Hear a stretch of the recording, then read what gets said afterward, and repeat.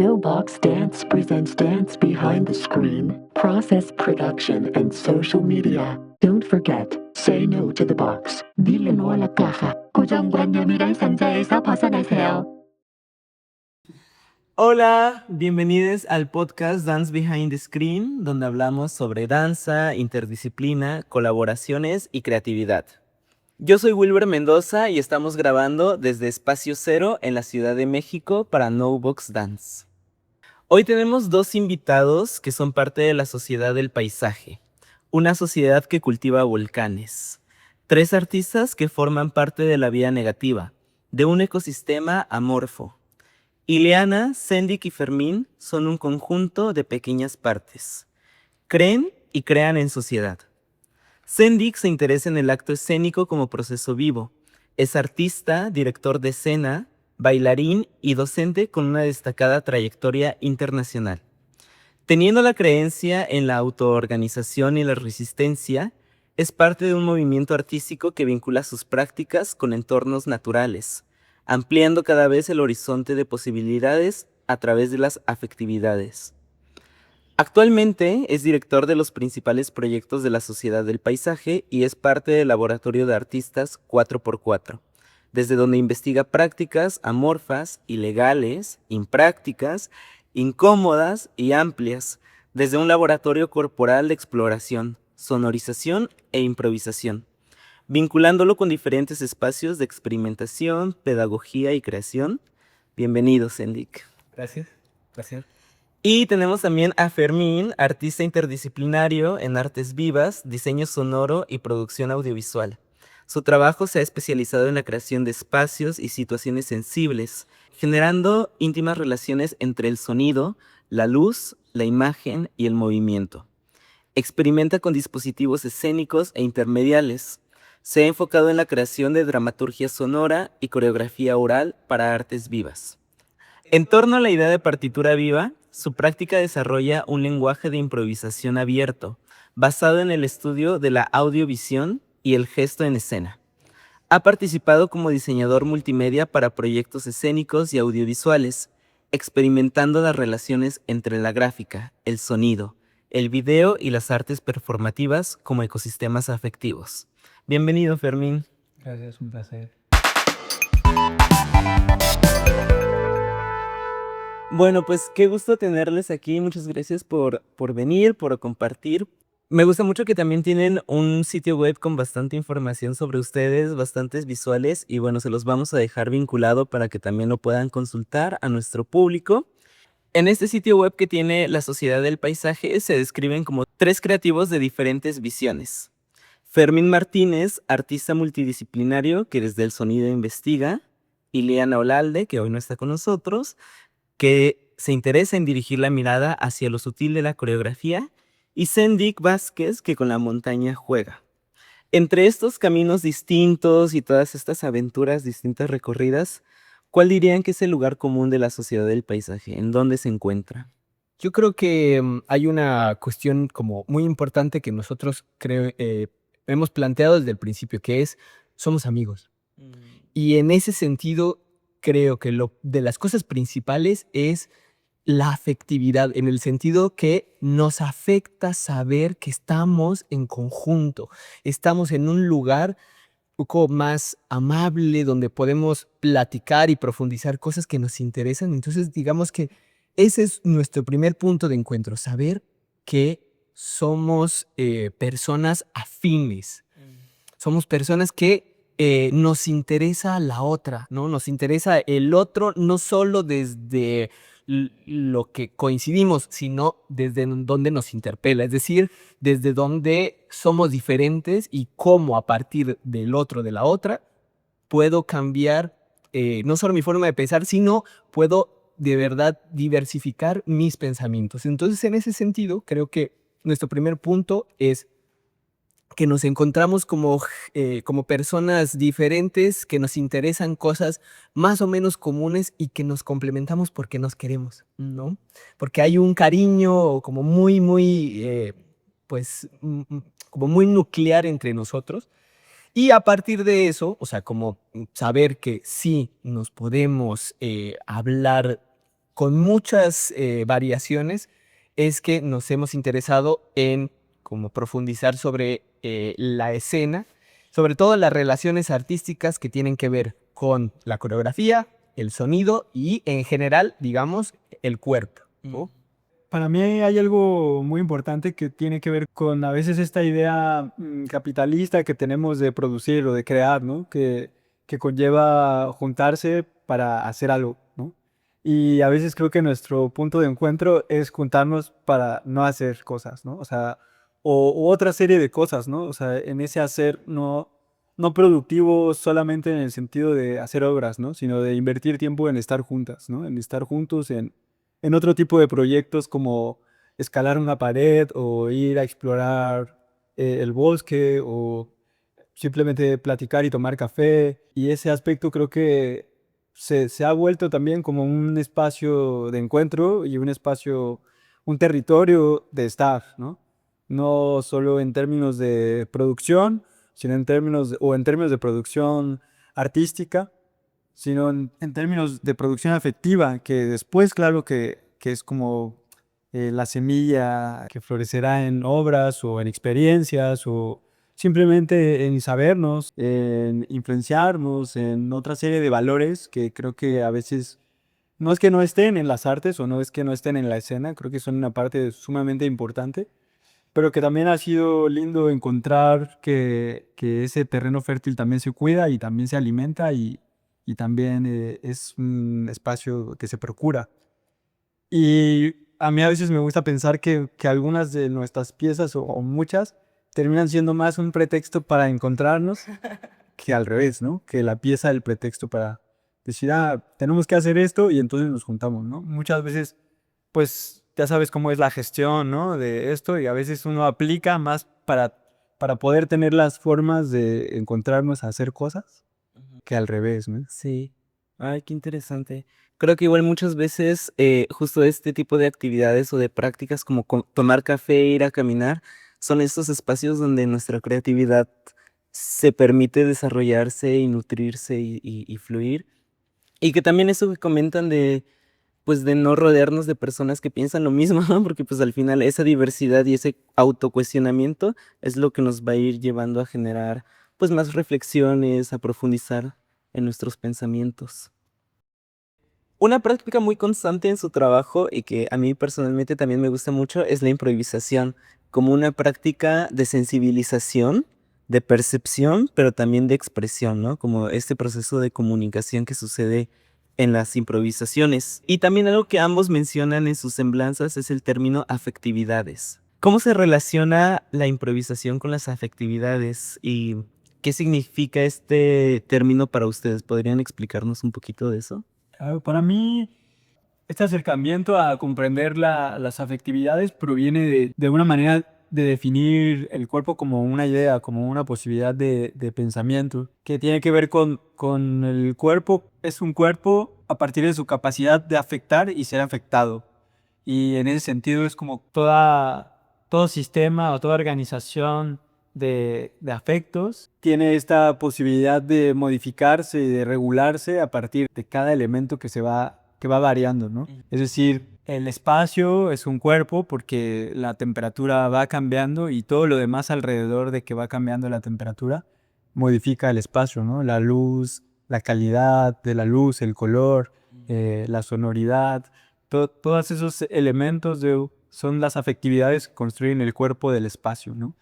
Y en ese sentido me ha interesado pensar que la improvisación tiene que ver con una capacidad de generar una sensibilidad de atención, de presencia a todas esas variaciones sutiles que constantemente están reorganizándose y que no solamente tienen que ver con el cuerpo humano, sino con el cuerpo sonoro, el cuerpo lumínico, el cuerpo espacial y el cuerpo afectivo, ¿no? Como las emociones que están vertiéndose y moviéndose en el espacio, lo energético, etcétera. Y en ese sentido creo que la improvisación se vuelve como una manera de estar, ¿no? Pues bueno, nuestras prácticas, si bien muchas decantan en lo escénico como territorio, yo creo que su punto de partida suele ser otro espacio, ¿no? El territorio del paisaje, el territorio de, de la naturaleza, entrecomillado, porque creo que es más amplio y la escena también es naturaleza, ¿no? Pero digamos la montaña, ¿no? Y, y la montaña exige un grado también de improvisación en ese sentido de atención a cómo pisas, a cómo te mueves, a cómo colocas el cuerpo, a cómo, etcétera, que tiene que ver con esa posibilidad de sutil de darte cuenta qué es lo que está pasando, cómo se siente la roca, la humedad, va a llover, la luz, el sol y todo eso se vuelve como un sistema de entrenamiento para estar presente y atento. Y eso me parece justo, ¿no? Como que a veces pensamos que todos los recursos son para hacernos mejores artistas escénicos y a veces realmente no, solo es como para estar más presentes, más atentos a la vida, así, todas esas sutilezas. Y en ese sentido pienso la improvisación no solo como algo escénico, sino como una actitud ante la vida, ¿no? Ante estar vivo. Sí. Justo eso te iba a decir, que siento que estas nos cuentas sobre la complejidad de las cosas, que todas las cosas poseen, nuestro cuerpo, el espacio, el paisaje, y que muchas veces no nos damos cuenta de esas complejidades y que nosotros somos parte de eso y que nuestras acciones son parte de eso también, ¿no? Y que afectan. Queda un poco claro, creo, ese concepto de un poco como acción-reacción. Y creo que también la improvisación, como muchas otras prácticas, la meditación, por ejemplo, la observación, la escucha, lo que nos permiten es eso, como solo reconocer ese gran paisaje del que somos parte u organismo. Sí, exacto, como esta organización muy compleja de cosas tan sutiles que forman la realidad, ¿no? O sea, para mí tiene más que ver con eso, casi con esta perspectiva cuántica de la vida, que a veces como que siento que estamos adentro de ello y entonces no nos damos cuenta de que somos solo una parte de eso, pero detrás hay como muchas más capas con las que convivimos y a las que afectamos y que nos afectan, ¿no? Que no es solo en una vía, ¿no? Y eso, pues sí, es así. Y eso es bastante escénico. Exacto. Sandy, ¿quisieras agregar algo? Claro, o sea, para empezar, me encanta esta cuestión de pensar la improvisación como una práctica sensible. O sea, como tal vez reducirlo a 2 palabras, práctica sensible. Y hay una cosa que creo que yo agregaría, tal vez un poco más a título personal, que tiene que ver con que la improvisación sí es, o sea, sí tiene una necesidad por construir algo. Es decir, la improvisación no solo es una cuestión del presente y de ir observando y adquiriendo diferentes sensaciones del presente, sino más bien es a partir de eso, ¿qué? Que en ese sentido yo a nivel personal cuestiono mucho también como la coreografía donde se utiliza la improvisación, pero no hay, digamos, una necesidad o un pensamiento por la construcción de una imagen sonora, escénica, corporal, ¿no? Que tenga que ver con una revelación, es decir, sí utilizar el presente, pero hacia algo, ¿no? O sea, y no una utilización, digamos, capitalista de lo voy a agarrar porque va a servir, sino más bien utilizar como en ese sentido de que tenga un sentido, ¿no? Es decir, que tenga un hacia que nos permita como, digamos, enfocar lo que está pasando del presente, hablando de la improvisación. Poco solo como agregaría eso, la verdad.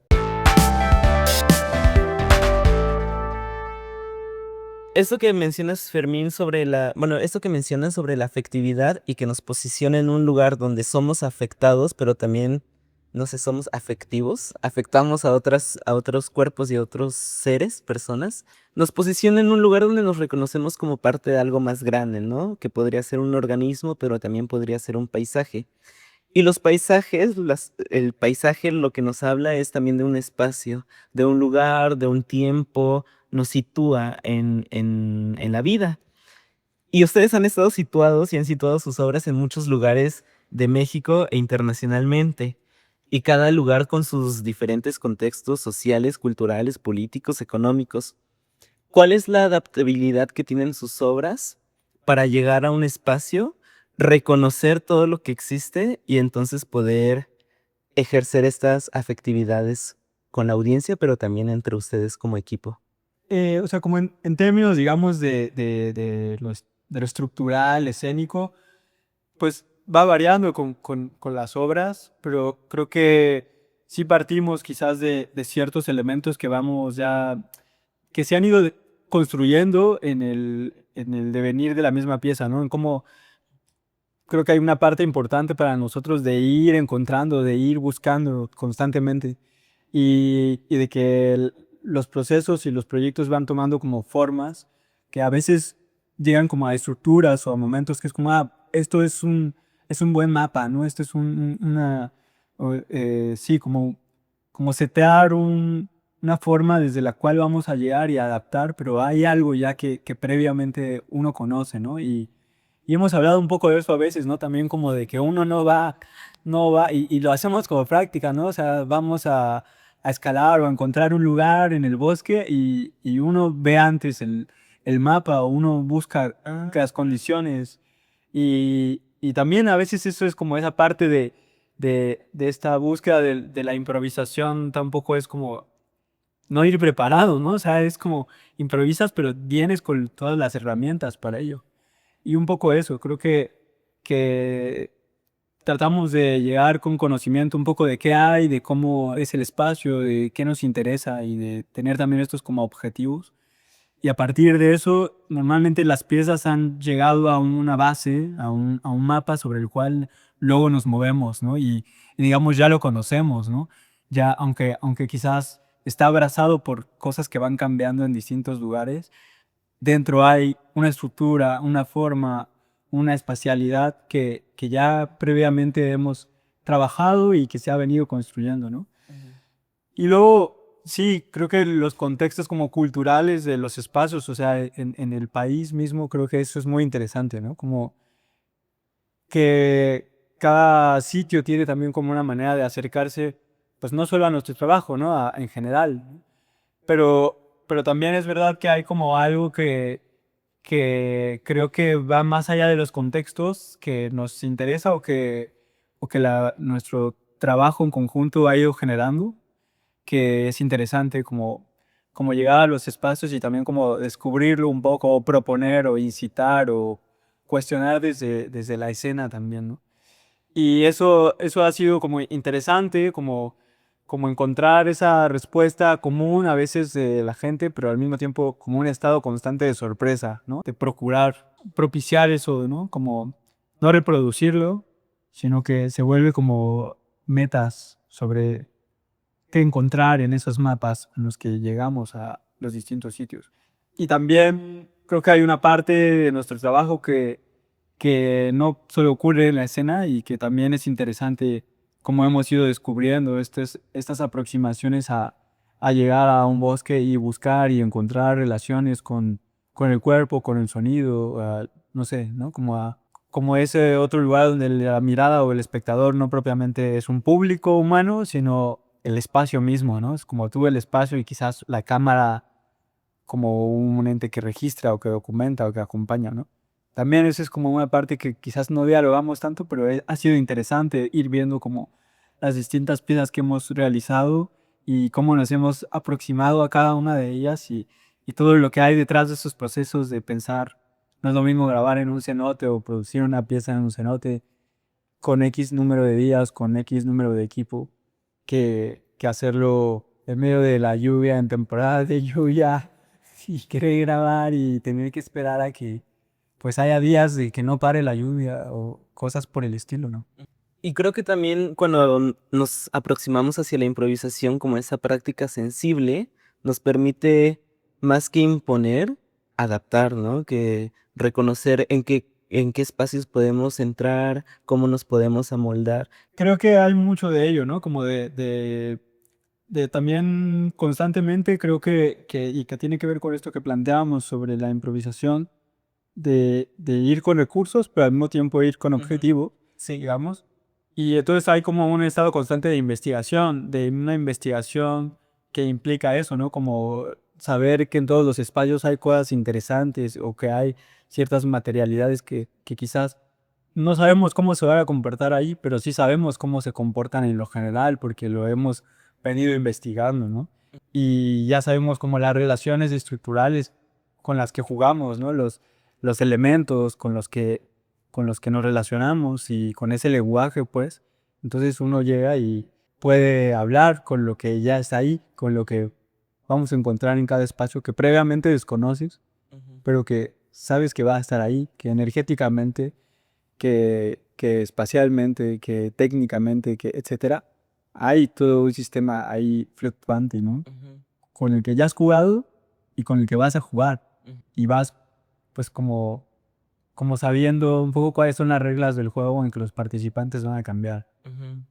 Y me imagino que también a eso te refieres, Sendik, cuando hablas sobre que la improvisación tiene que tener un objetivo de construir algo, ¿no? Como vienes con estas herramientas, pero al final del día, pues van a servir para un fin, ¿no? Sí, en el sentido en el que llega y, digamos, permite que algo más se mueva, ¿no? Es decir, que esta sensación del presente, de lo que está pasando, realmente tenga un tiempo del disfrute. Y en ese sentido, y un poco llevando hacia un paréntesis de algo que ustedes dos empezaron a decir, me gustó mucho observar una serie de palabras que tienen que ver con este sentido. Primero, tú estás hablando mucho o sea, la pregunta es cómo nosotros nos adaptamos. Y en ese sentido, yo estoy haciendo como un recuerdo sobre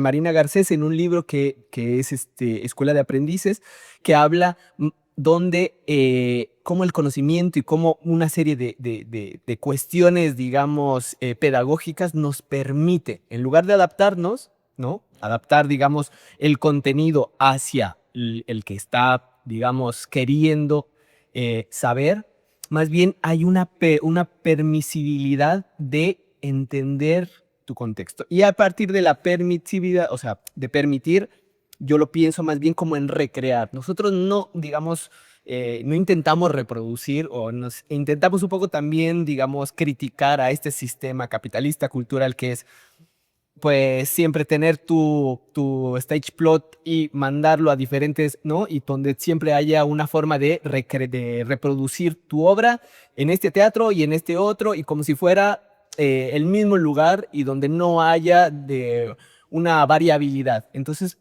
creemos, y un poco platicándolo, en que nosotros no nos interesa reproducir, sino recrear, rehacer ese tipo de cosas. Entonces es como permitir que se vuelva a hacer, pero con la maravilla de otro espacio. Y en ese sentido, la recreación tiene que ver más justo como lo recreativo con lo del juego, ¿no? Y entonces a lo que voy yo es un poco esto, o sea, Fermín ahorita lo ha estado diciendo todo el tiempo, que nosotros lo jugamos, pero el juego tiene que ver más bien con esa sensación que tiene que ver con lo que recreas, ¿no?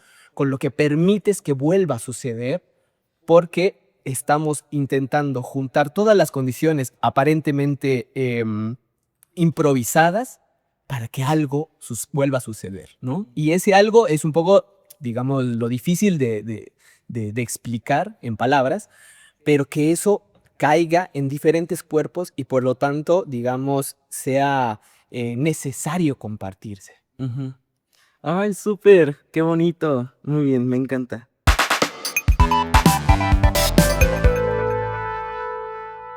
Sendik nos hablaba sobre estos ritmos lentos que nos permiten poder disfrutar más el momento, poder, pues también creo que la tranquilidad nos permite muchas cosas, ¿no? Y que estos ritmos calmados, tranquilos, son muchas veces los ritmos que encontramos en la naturaleza, en estas caminatas al bosque, en estas subidas a la montaña. Además de estos ritmos y de estas velocidades de la naturaleza que llegan, es que yo siento que cuando veo sus obras es como, pues, ver eso, ver esos momentos que ustedes tuvieron ahí inmersos en la naturaleza. ¿Hay otros elementos de esos paisajes que recorren, que les inspiran, que les dan información, que se manifiestan en sus obras? Sí, ahora mismo, o sea, digamos, intentando recopilar una serie de ideas que tienen que ver con la montaña en nuestra práctica, estoy como intentando pensar cómo son estas, yo le pongo dramaturgias del paisaje, que, digamos, hacen que tengamos una serie de procesos de articulación de nuestra práctica. Es decir, cómo nos vemos vinculados a partir de lo que observamos a nuestras apuestas, digamos, escénicas. Y en ese sentido, una es eso, como una apuesta hacia la contemplación que, o sea, claro que sucumbimos hacia cierta lentitud, aunque no necesariamente en algunas otras, pero pues quieras que no, si es algo que nos interesa que haya un tiempo de la observación, un tiempo que la verdad va a ir más hacia lo lento, no necesariamente porque queramos trabajar con ese ritmo, sino más bien porque es el ritmo que te permite observar, ¿no? Tomarte el tiempo también para hacer conexiones, irte, venirte y que todavía siga, ¿no? Imagínate si viéramos un atardecer de, no sé, de 1 minuto. Es que es muy rápido. ¿Cómo procesas toda esa información?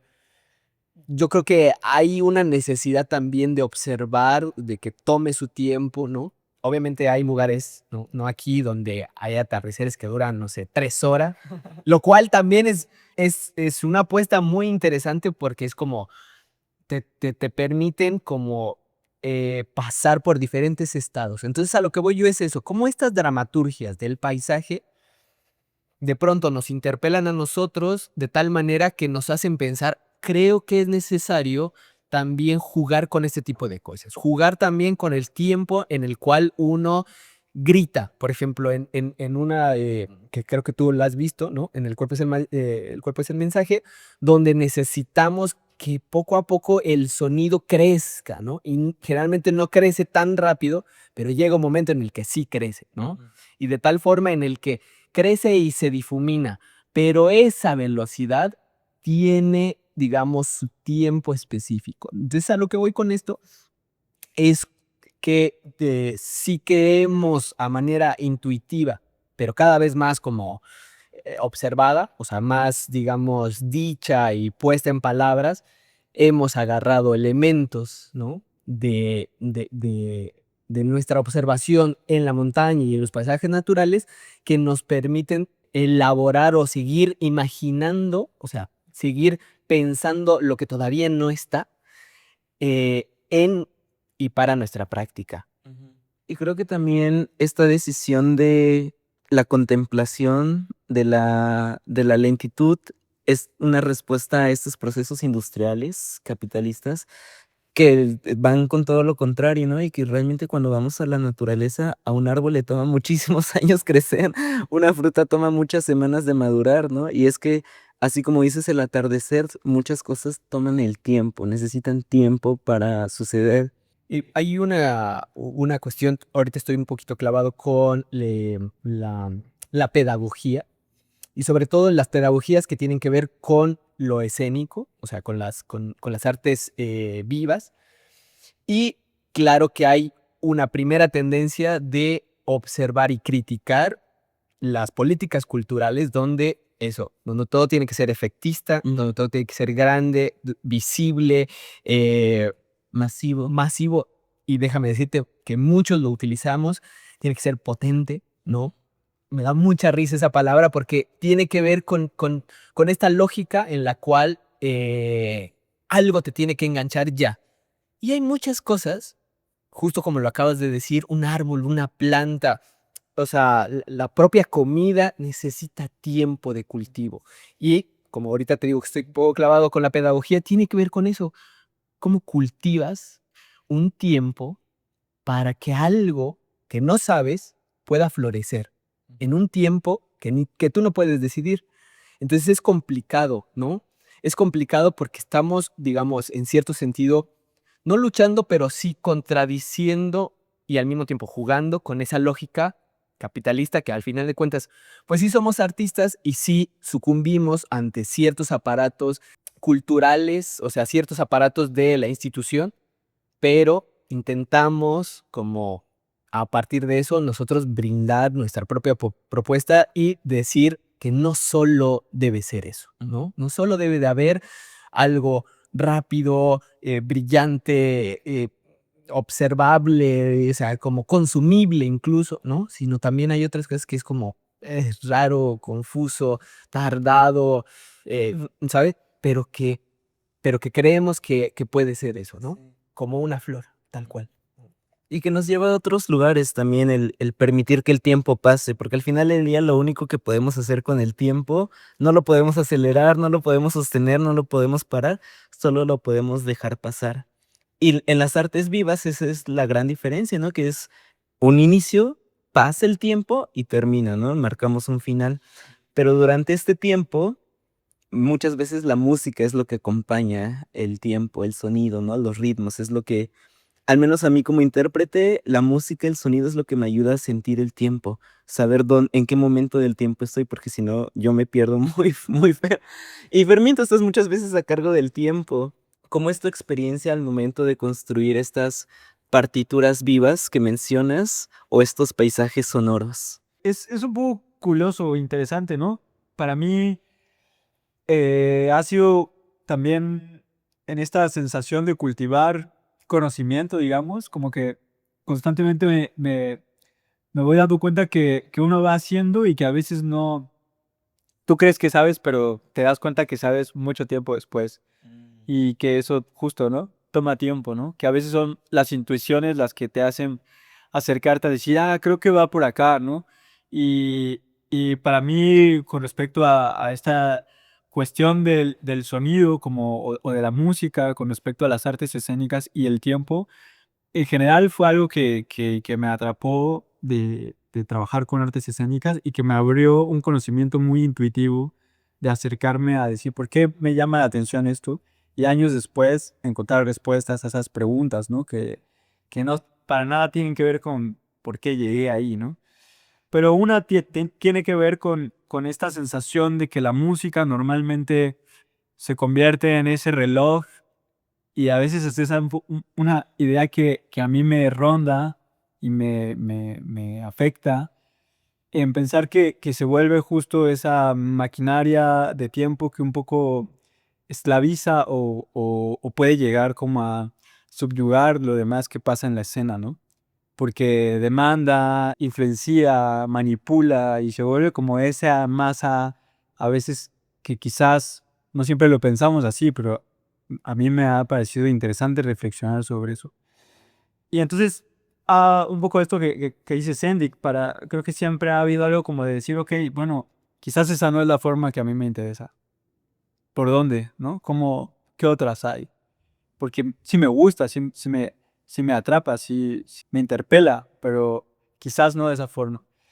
Y entonces han aparecido otras respuestas, ¿no? Justo esta posibilidad de la improvisación o de sonido en vivo o de la experiencia de generar ahí con otros dispositivos, con lo que está ahí, con el vacío, con el silencio, con objetos, con mil cosas. Y entonces me ha demandado comprender que hay más tiempos, que no es como este tiempo lineal, ¿no? Sino que también hay capas de tiempos, que la temporalidad no es lineal, ¿no? Nosotros hablamos mucho también en términos pedagógicos que normalmente tú tienes que aprenderte el abecedario pues de la A a la Z, ¿no?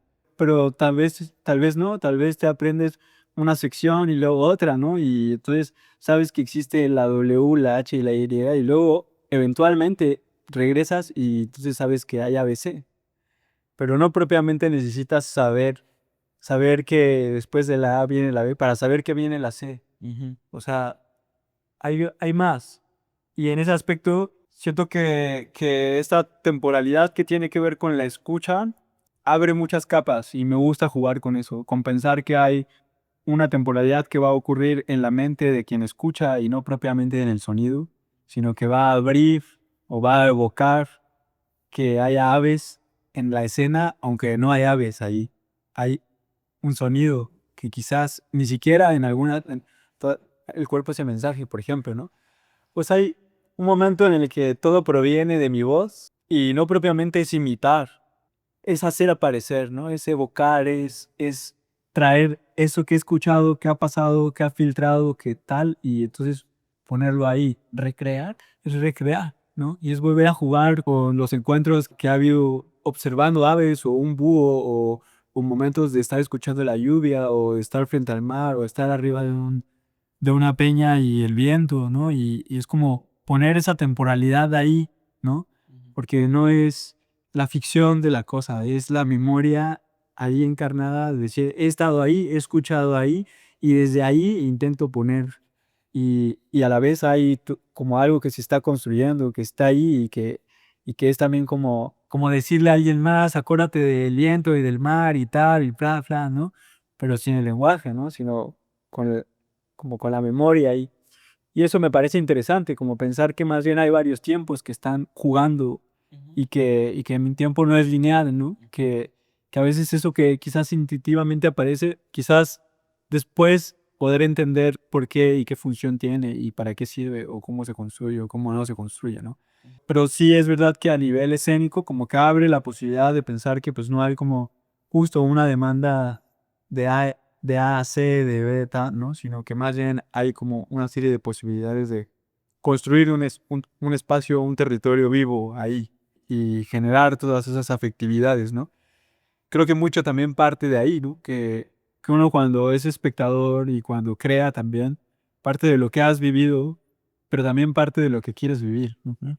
Y cuando vas a ver una obra, tus referencias o sea, tu manera de leerlo es lo que ya has vivido, pero también es proyectivo, ¿no? Claro. También vas a ver cosas que tienen que ver con lo que estás procesando, con lo que estás sintiendo.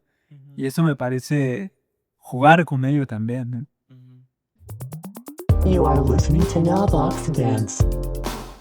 Seguimos aquí con Fermín Martínez y Célic Vázquez de la Sociedad del Paisaje. Muchas gracias por acompañarnos el día de hoy.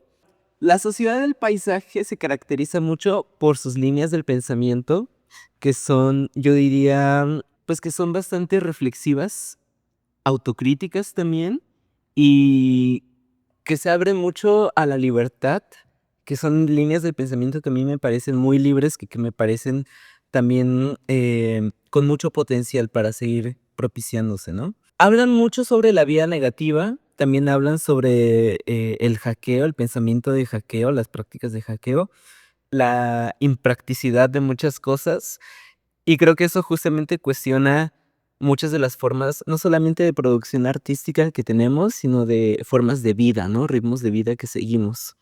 ¿Qué significa para ustedes la vía negativa? ¿Qué se condensa en esta vía? ¿Y qué otras líneas de pensamiento sostienen a la sociedad del paisaje?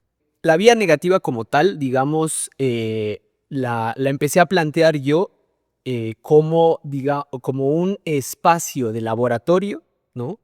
En el cual siempre pudiéramos estar investigando posibles formas de relación del cuerpo, el sonido, el espacio, etcétera, ¿no?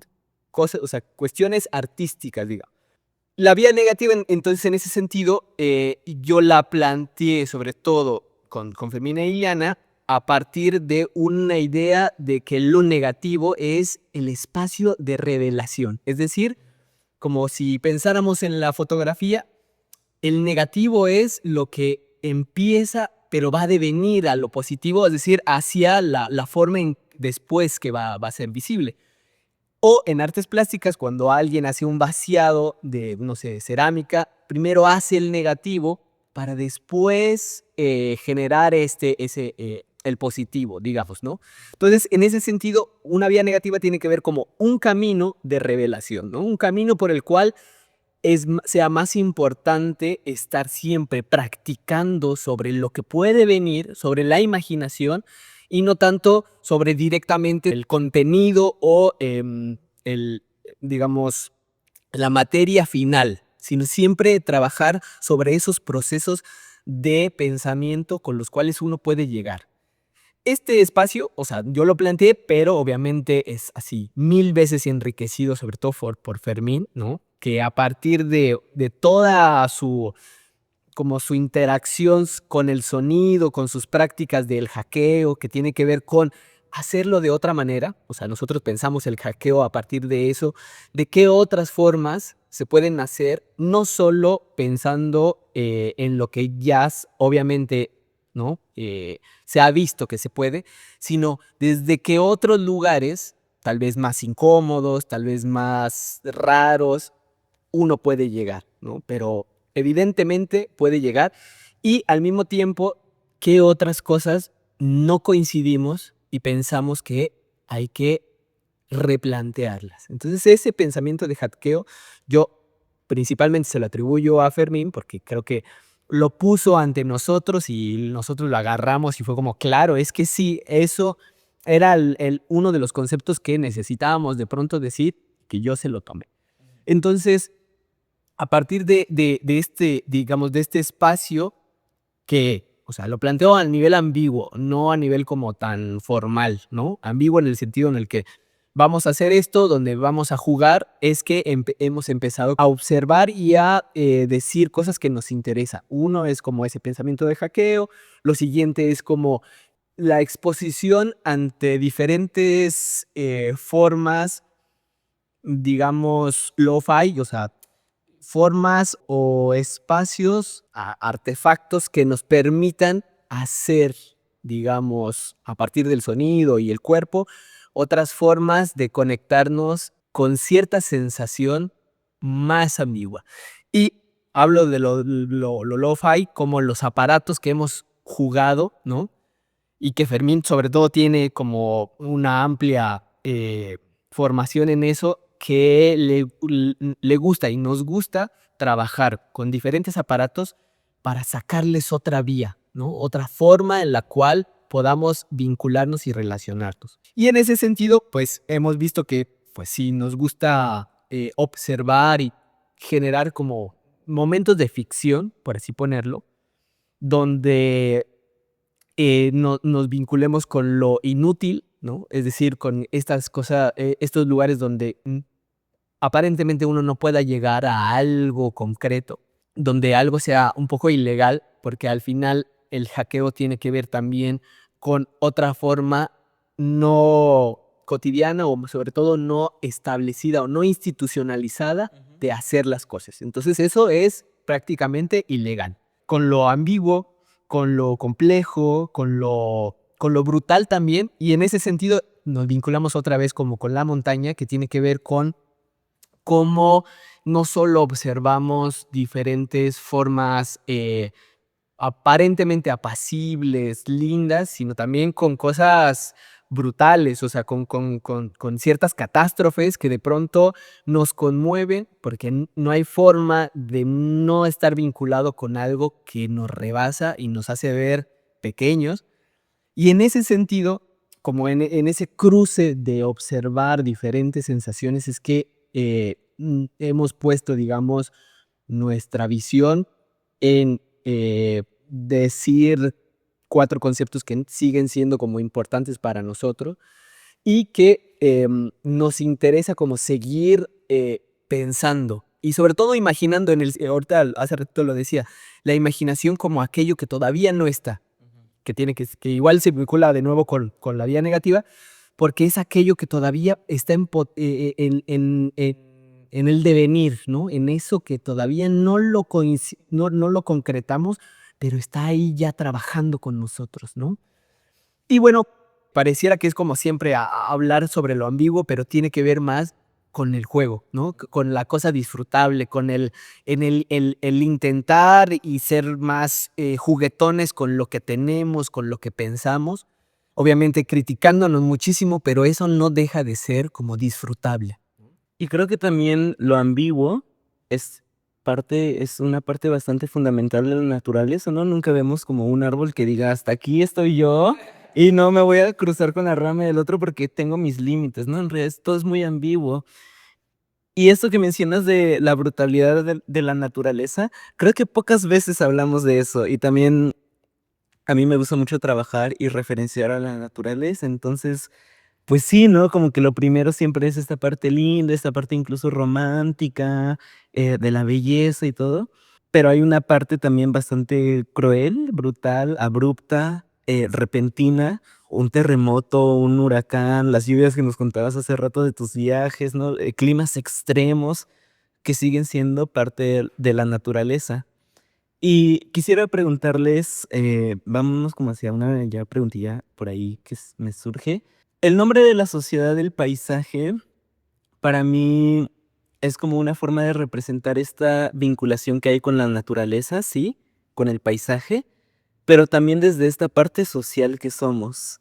Y creo que cuando he estado en sus obras, en sus instalaciones, en sus performances, es un poco esa sensación de entrar a un paisaje, reconocer mucho de lo que pasa ahí, pero también uno como ser humano, pensante, consciente y autónomo, poder decidir qué hacer, ¿no? Si gritar con ustedes o no gritar, si levantarnos y irnos con ustedes o no, porque al final tenemos esa decisión, ¿no?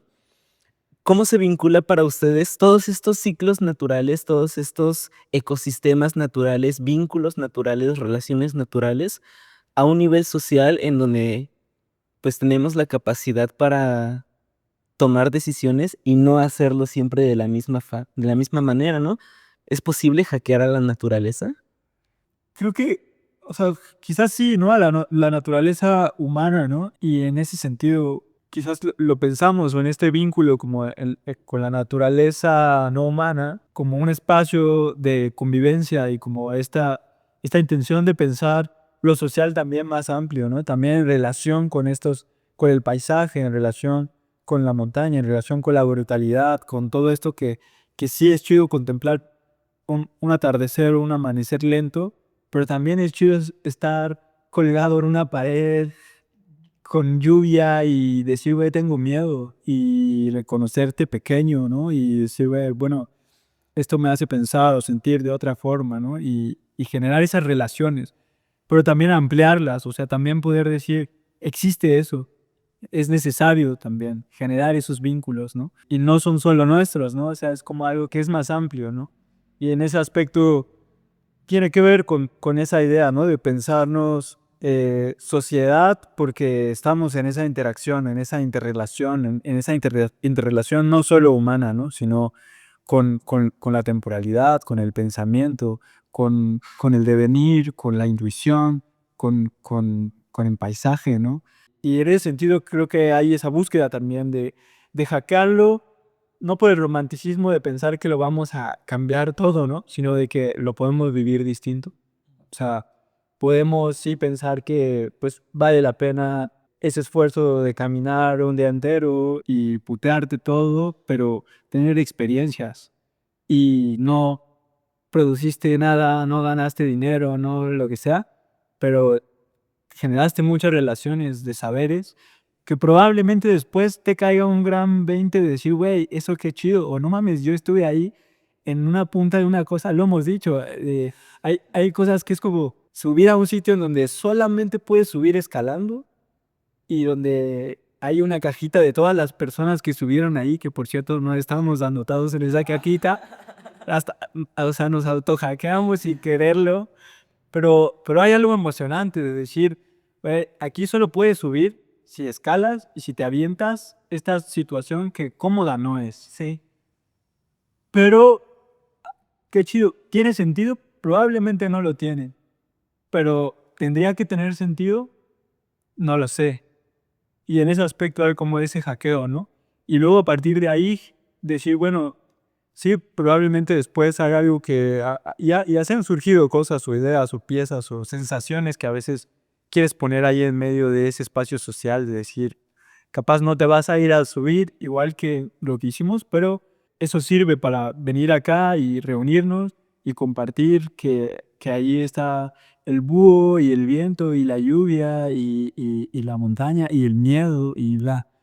Y en ese sentido creo que es importante hackear esa naturaleza humana de la lógica sobre cómo nos pensamos como sociedad y como los principios éticos con los que nos movemos, ¿no? Y los principios políticos y los principios afectivos con los que pensamos que nuestra vida tiene sentido como seres humanos, pero que socialmente también tenemos esa capacidad de quizás dislocar esa forma en la que hemos venido aprendiendo a hacerlo y pensar que podemos encontrar otras. con la posibilidad de errar en ello también, o con la necesidad de errar en ello.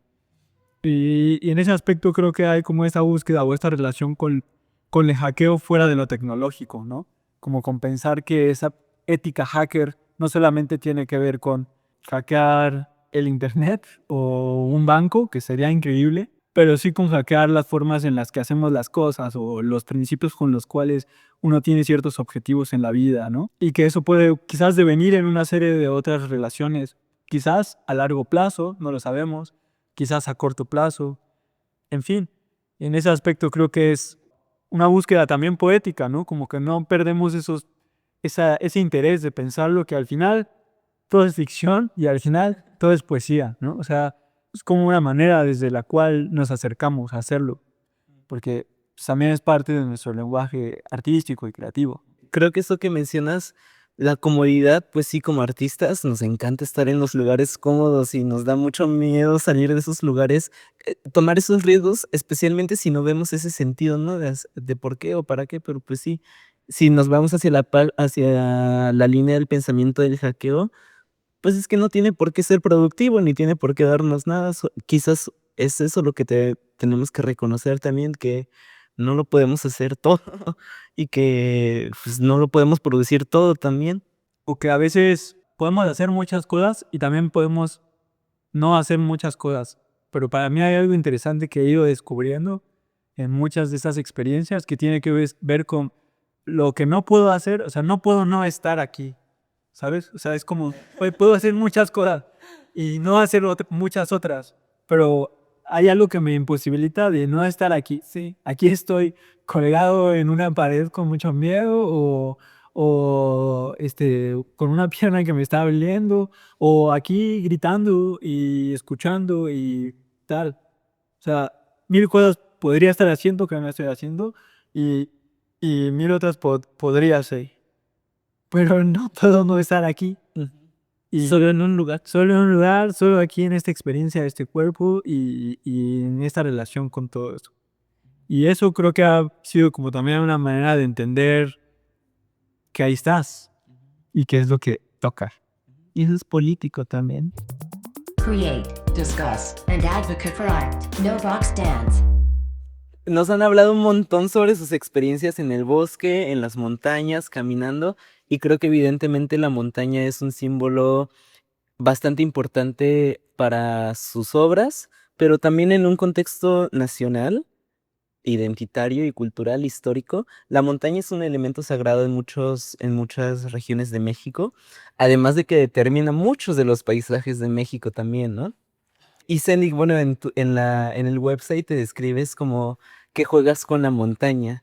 ¿Qué significa para ti el concepto de la montaña, el cuerpo montaña?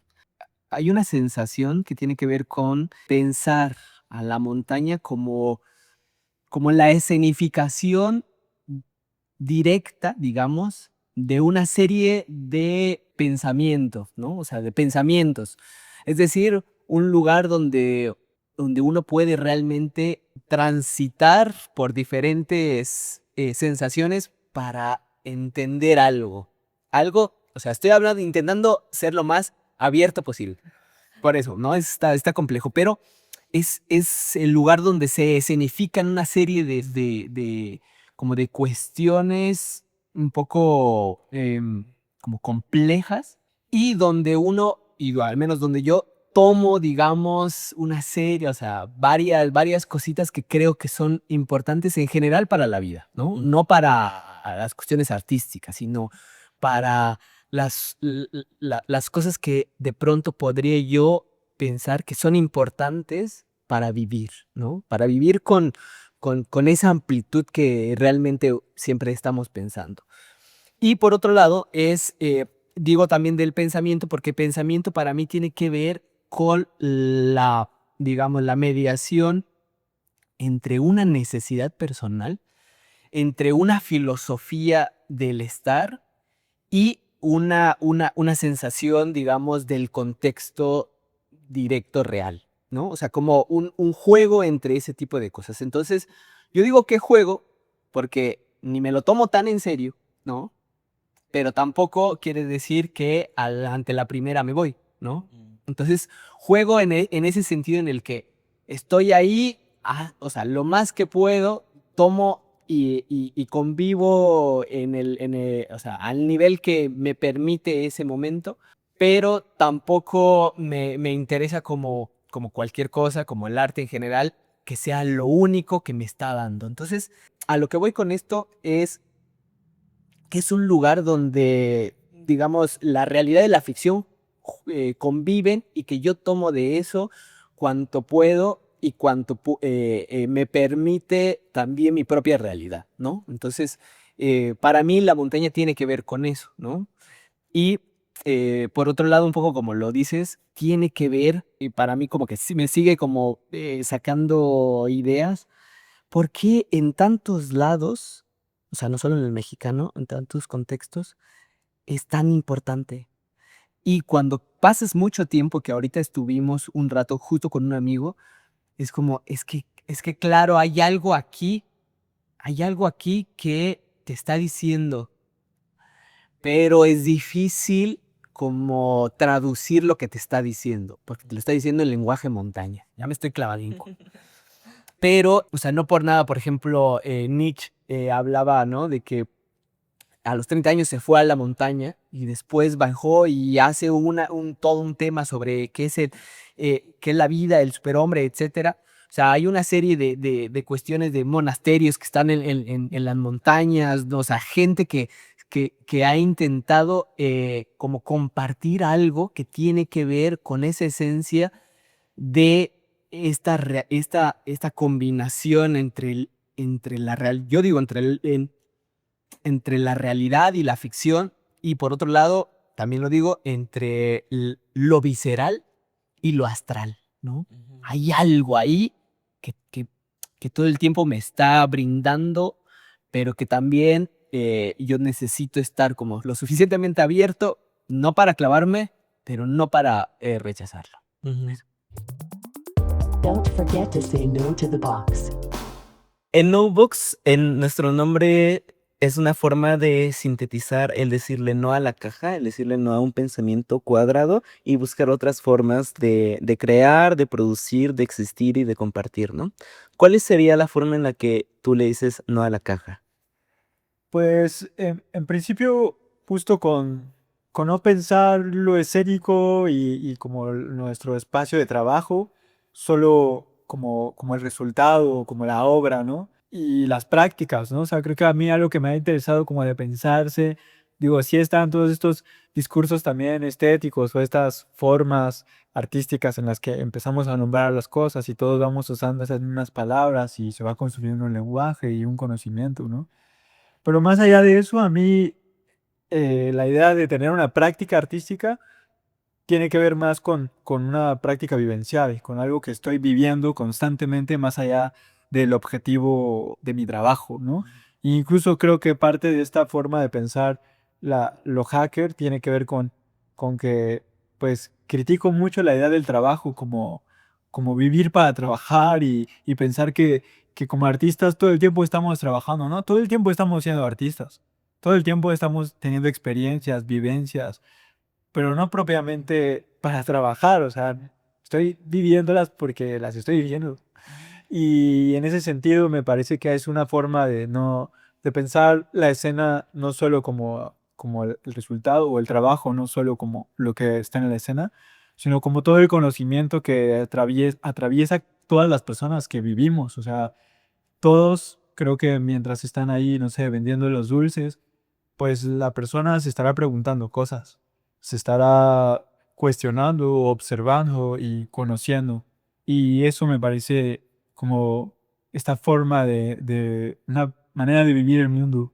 Y eso me parece más interesante que pensarlo en términos de trabajo o en términos de productos.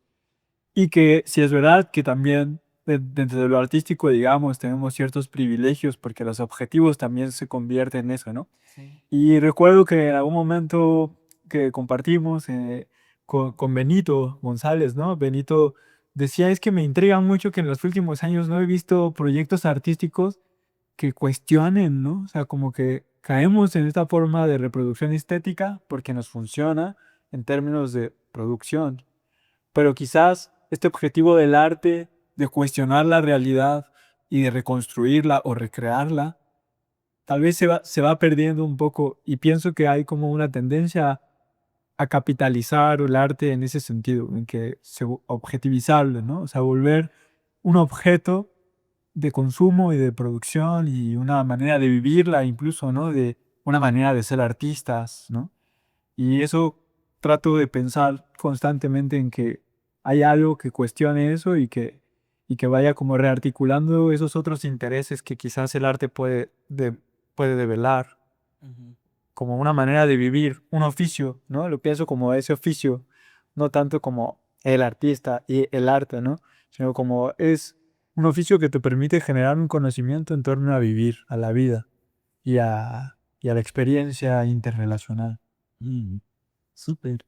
¿Y tú, Sendik, cómo le dices no a la caja? Yo creo que a partir de lo que dice Fermín, que me parece increíble, yo una de las vías para, digamos, observar lo que dice Fermín es hablar y pensar en conjunto, es decir, todas las cuestiones que nos están pasando, hablarlas, sacarlas de pronto de ciertos lugares y realmente decirlas, ¿no? O por lo menos criticarlas abiertamente. Otra es compartir. Creo que una de las tendencias capitales es como siempre quién es más, quién es el más artista ahorita, quiénes tienen más tendencia. Pues comparte lo que sabes, ¿no? Creo que eso es, o sea, una forma de salirse de esta forma cuadrada de observar el mundo que ya nos está llevando, ¿no? Nos está arrastrando, ¿no? Hay que compartir lo poco, lo mucho que uno tenga y hay que como dejarse llevar por esa bondad de compartir las cosas. Y creo que, por último, para mí, pensaría en que se alineen o que digamos, se coalicen, se afinen tus prácticas estéticas con tus éticas personales y comunales. Creo que en ese sentido yo sí veo una serie de desvinculación total entre la gente que hace cosas estéticas hermosas, pero con éticas terribles con con su equipo de trabajo.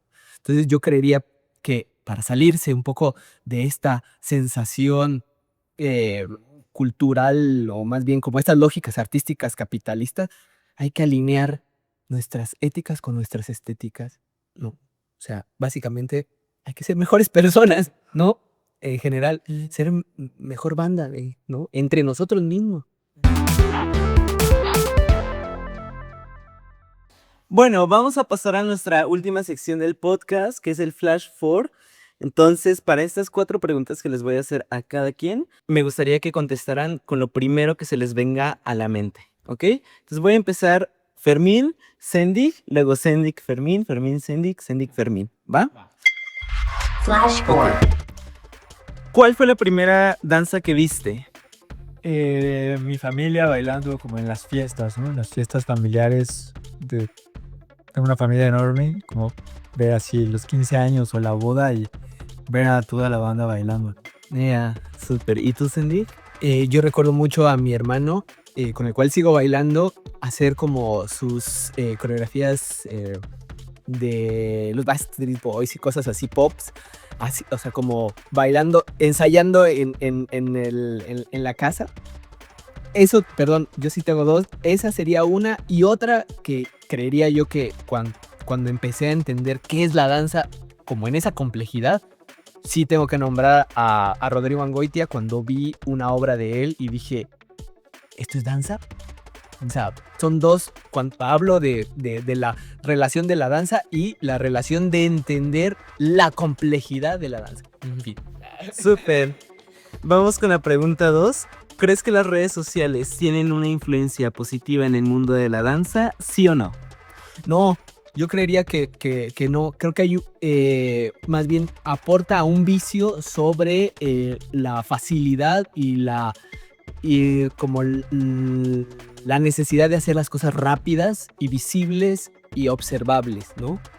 Yo creería que no realmente. Súper. ¿Y tú, Fermín? También creería que no, creo que hay un problema justo de temporalidad y justo de espacio, ¿no? O sea, como acota, ¿no? Acota a 3 minutos, a 1:30, al teaser, ¿no? A la obra completa en una sola cámara, cuando la experiencia de la danza y de la vivencia es bastante más amplia, bastante más compleja y siento que lo limita y que además está reconstruyendo los valores alrededor de ella y que creo que esos valores se están resumiendo a más views, a más, no sé, ¿sabes? Como a más seguidores y no son precisamente personas entendiendo o viviendo o recreando la obra, el discurso, la sensibilidad, y eso a mí me preocupa, no solo de la danza, ¿no? Del mundo en general. Ujú.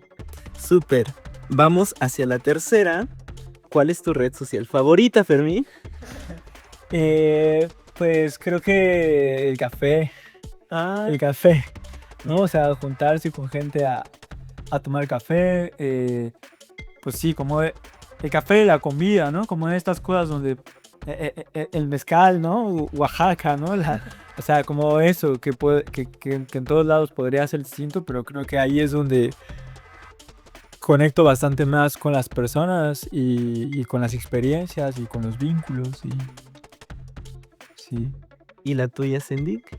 Me ganó con el café, Fermín, pero entonces yo diría el espacio de la escalada. Porque ahí de verdad yo he visto que uno se relaciona con la persona mayor, el niño de 5 años que está empezando a escalar y hay un espacio como de relación entre cuerpos con el objetivo de disfrutar una cosa súper inútil que es subir una piedra. A mí me vuela un poco la cabeza eso. Muy bien, guau, qué grandes respuestas.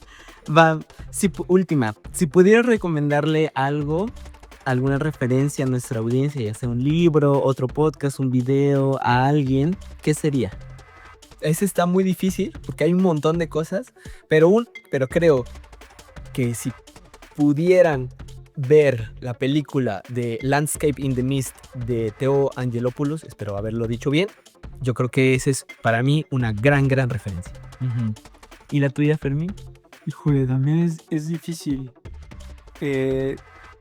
Porque siento que a veces, o sea, igual estoy en ese momento. Sé que esto no es parte del flash, pero no es tan flash, lo quería. Pero como que a veces siento que sobre todo como a nivel académico hemos aprendido a vivir de la referencia, ¿no? A referenciar todo, ¿no?